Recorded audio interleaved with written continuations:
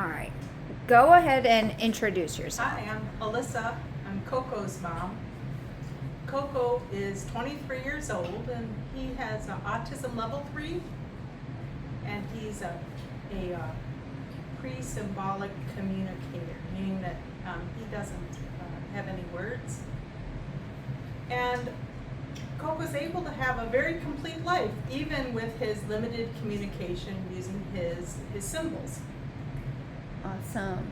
And how did you hear about Connie's Clubhouse? Well, I heard about Connie's Clubhouse from Taylor back in April when it just started. I was fortunate. Hey, dude, you want to say hi? Right in the mix of it as it was being formed, and it was very exciting. Awesome. And what do you think KoKo gets out of the activities we do at Connie's Clubhouse? I think it's an opportunity to do all types of different exercise, a lot of different learning skills and vocational opportunities, and sometimes he even gets to see some peers. And so for him, he's really happy to be able to observe and do things alongside his peers. Has KoKo ever had experiences or opportunities prior to Connie's that give him the same opportunity? Well, he's participated in some adult daycare settings that also provide peer interaction and sometimes have activities. In addition to that, he's belonged to social clubs such as Thrive's Fisher Club, as well as a walking club at Grace Church. So he's had similar experiences, but they're different in that these experiences the experiences from Connie's Club are more consistent with the types of environments that he can actively participate and stay for a while. Some of the other clubs were a little bit, the environment was not conducive to his lasting very long. Maybe it was, in a place that had fine decoration, which sometimes, he's curious, he breaks things. And so this way, the places that we go with Connie's Club, he can stay there and just be himself and not be at risk of, damaging large picture mirrors, for instance, which are in other settings. Awesome. And how do you think Connie's can help KoKo grow as he continues throughout his adult life? Well, especially vocational opportunities that are in a variety of settings, that's what I'm finding. That it's the same sort of activity, general activity, in different settings, gives him a lot more texture for conversation. He's not able to converse, but that doesn't mean that in his mind he's not processing the experiences and possibly coming up with things to say, maybe reflecting with photographs, and we'll go over it. There may be something there that causes him to want to interact more about it or talk about it. So this type of changing the room that he's in, but repeating the same activity, I think that this really speaks to KoKo and the types of needs that he has. Could you explain the types of behavior that KoKo exhibits? KoKo has a repetitive movement disorder with self-injury. So and his self-injury principally involves his forehead and hard surfaces such as cupboards, walls, countertops. And then also he gnaws at his thumbs. So those types of behavior they're life-altering because they're dangerous to his well-being and his retina. So, do you think that when staff or when you're able to get a residential company, do you think that it will be hard for staff to understand KoKo? Well, you don't encounter a personality like KoKo very often in life. The combination of his symptoms stemming, from infantile autism, and later in his life, in his teens, epilepsy. That collection of symptoms is pretty rare. It goes 1 in 10,000 almost. So I don't think that we meet many people in the course of our lives that are like KoKo. So I think many residential caregivers, but even other individuals that have worked with KoKo, are a little surprised by, his outcomes. He had every intervention that all the children with special needs have, but many milestone times passed, and his language didn't emerge yet. He can still talk into his 40s. Awesome. With the idea of moving into KoKo's future, what types of things as a parent with his specific ability level and disability do you think are important for companies to start thinking about including? So the physical setting is important because of KoKo's repetitive movement disorder. Considerations have to be made for hard surfaces. For instance, I have mats up with plywood backing in most locations, and then also on top of every hard surface is a cushion. And even though most of his time he isn't engaging in repetitive movement, it's for those surprise moments that he does, that he doesn't cause himself, irreversible physical harm as a result of his behavior. And so other considerations are, for instance, the bathtubs are plastic instead of ceramic, and this is really, really important for someone like KoKo, who might, engage in such a behavior during bath time.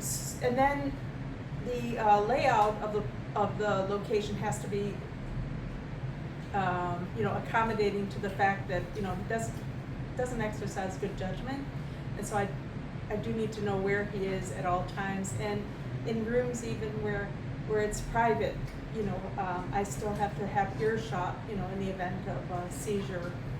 So yeah, those are the physical. What are some things that KoKo enjoys doing that have brought him to enjoy being at the clubhouse outside of vocational? So aside from vocational, Here, let's get a shot of the main man. there you are. Hey, dude. How's that cake? You like it?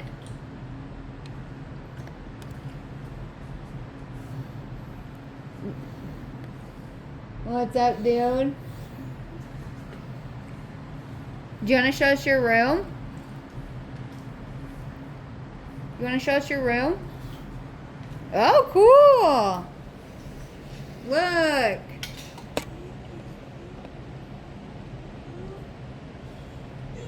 Yeah, show the door jam. Yeah, the door protector. We've got mats for every surface. These are his decorations. And then she was talking about in the bathroom. And then we've got some mats, as you can see there. And then Mom has also made barriers for protection of KoKo in the wall. And then we have the one that it acts as a barrier for his safety. colors. Oh, we did your colors. Awesome. I'd be getting the idea because, like I said, no one has asked me what intervention did you do. That just that sort of like he outgrew his, you know. I think maybe some sort of a suggestion that it actually took a lot of training and work and training of people around him, and that it was like serious, like years spent reviewing and analyzing, going over, and what do I do when this happens, and what do I do? You know, that it wasn't just, oh, it's not just. I think that like Brandon's mom might have gotten this like, oh, he's an easy case, you know, because it was, well, Yeah. because it was, that's what it looks like, right? Yeah. But actually, that has absolutely nothing to do with him. You know? Yeah, he's just overall. He looks okay. He's totally cool, but he is. I mean, when his behaviors occur, though, I'm sure you know. And like I tell other people, when behaviors occur, they're just moments in time. But for the most of the time, I'd say 80% of the time to 90% of the time, sometimes, you know. Well, when you just met him, happy. It was twice a day. He would have. That's true. He would have twice a day. You have to put up all the barricades. It would last for 20 minutes. You know, and yeah. But that was, looking back, though, I feel like the steps we took in getting him to learn those job skills, right? Like learning the laundry, learning the skills. Right, increasing participation. Yeah, I think that's what helped build us to that point. That, and then also that dentist, you know, recognizing that he was having this, the dry squirt mouth, from his dry mouth.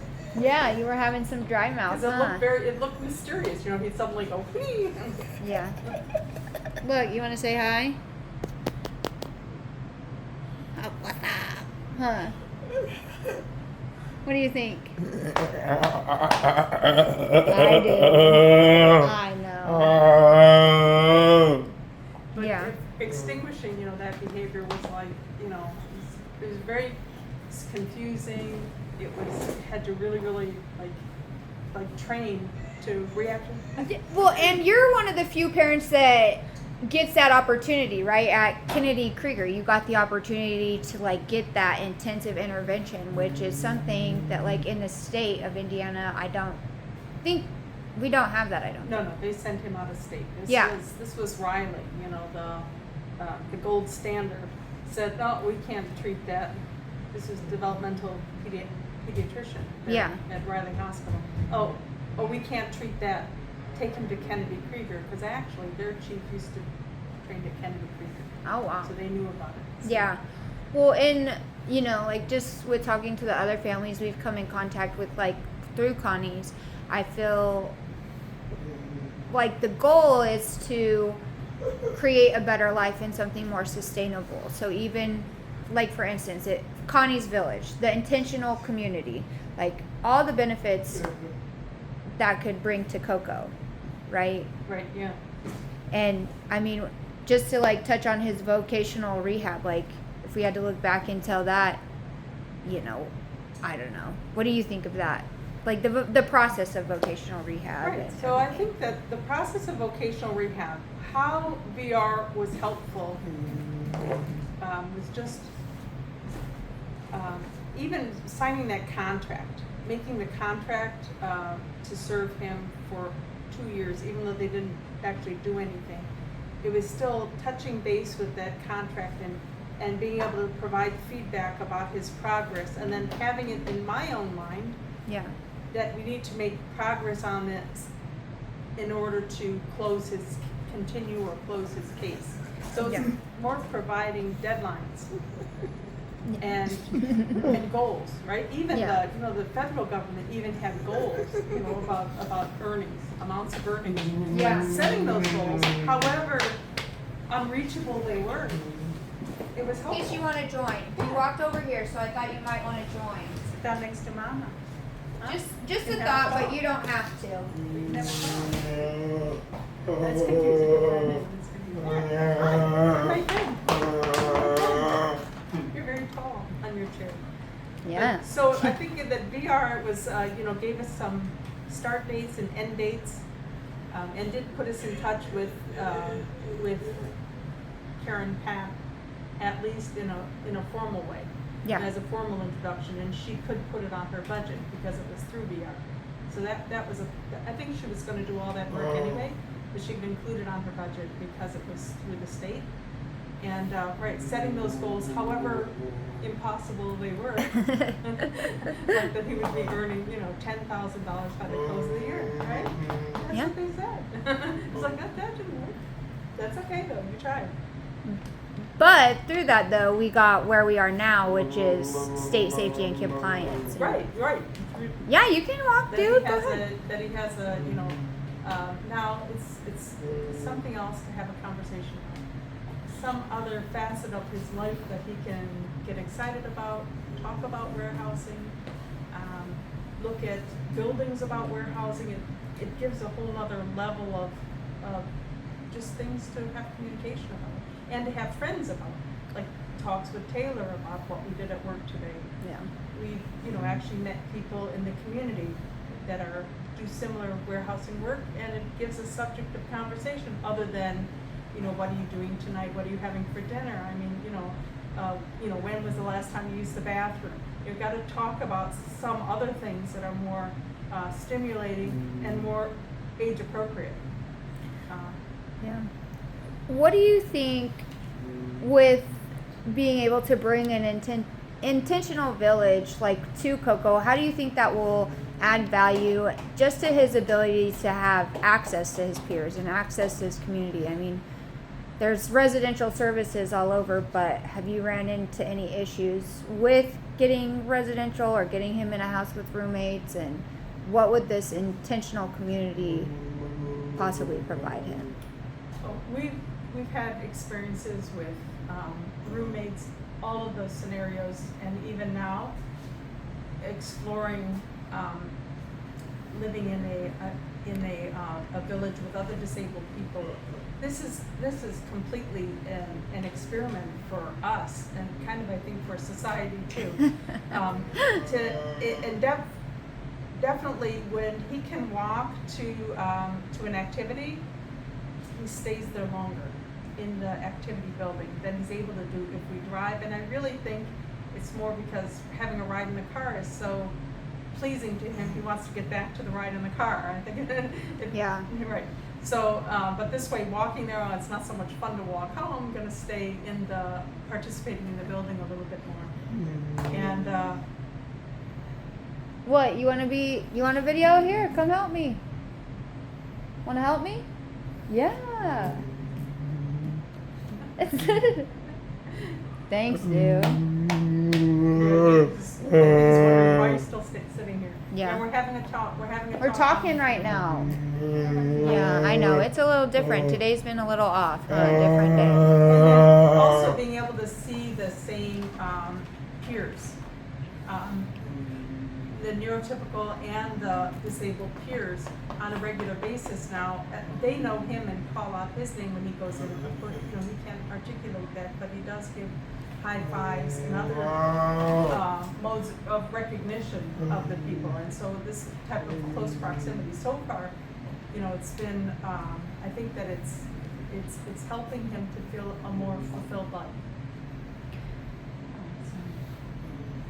KoKo, you want to be on camera one more time? Let's see that smile, dude.